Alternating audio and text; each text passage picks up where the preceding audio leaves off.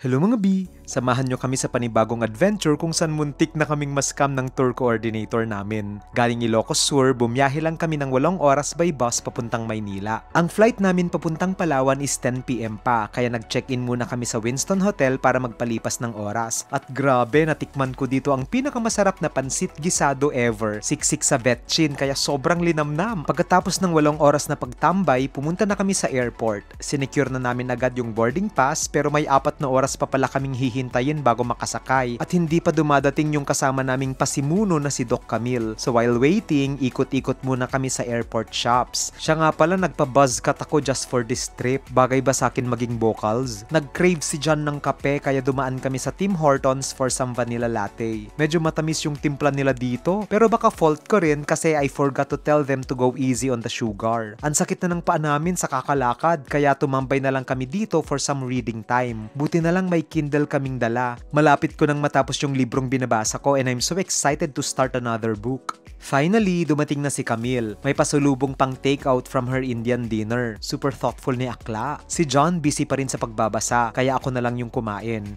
Inuna kong sinubukan yung pani puri, isang traditional Indian street food na parang crunchy sphere with potatoes inside. Tapos, binabad sa maasim na tamarind sauce. Tinry ko rin yung garlic butter naan, parang savory pancake lang. Masarap naman siya pero nakaka-turn off yung aftertaste. Nag-prepare na rin kami ng pambayad sa tour para diretsyong kabilaan na kami with our tour coordinator pagkalapag namin ng Puerto Princesa. Buti na lang talaga we trusted our gut feeling. So ayun, time to board na. First time naming lalabas ng Luzon na magkakasama. Nauna na si Val at magkikita-kita na lang kami dun sa Palawan. Naglanding kami sa Puerto Princesa mga 12:45 AM na. Pero alas 3 pa daw yung dating ng van. Sa airport muna kami bumorlogs until pinaalis kami ng guard after the last flight. Walang choice, sa labas ng airport kami humiga at naging buffet ng mga lamok. Finally, na-pick up na din kami ng van at 6 na oras pa daw ang biyahe papunta sa port. Dito na nagsimulang ma-feel namin na hindi trustworthy yung kausap naming tour coordinator. Walang maayos na plano, walang binigay na contact, chaotic lahat.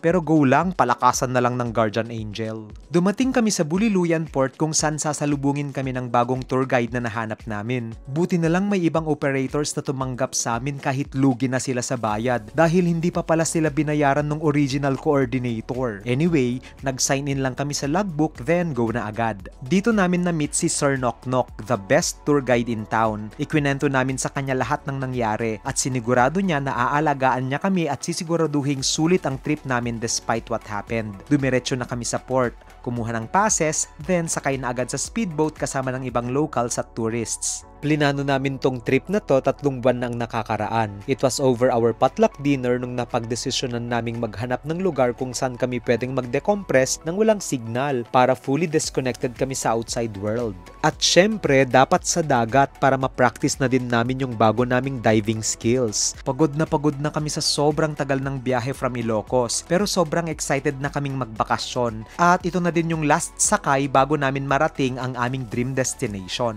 Nung pinasuot na kami ng life vest, alam na this, lalarga na kami. Pero sayang makulimlim ang langit, punong-puno ng rain clouds. Mukhang uulan pa. Pero deadma, no one can rain on our parade. Aabutin daw kami ng halos 2 oras sa speedboat bago marating ang unang island. Ang linis ng tubig dito, emerald green. Sa isang secluded island pala kami pupunta at malapit na to sa Malaysia. To be honest, first time kong sasakay ng speedboat kaya di ko maiwasang kabahan. Lalo na nung wala na akong makita na kahit anong dry land sa paligid. Tubig na lang sa lahat ng direksyon. Nakaka-nervyos. Ang dami ding palang mga foreigners na nakasabay namin at mukhang pareho kami ng pupuntahan. Siya nga pala, this is part 1 ng aming Take Me Back to Balabac adventure. Mahaba-habang series to, kaya abangan mo ha. Yun lang.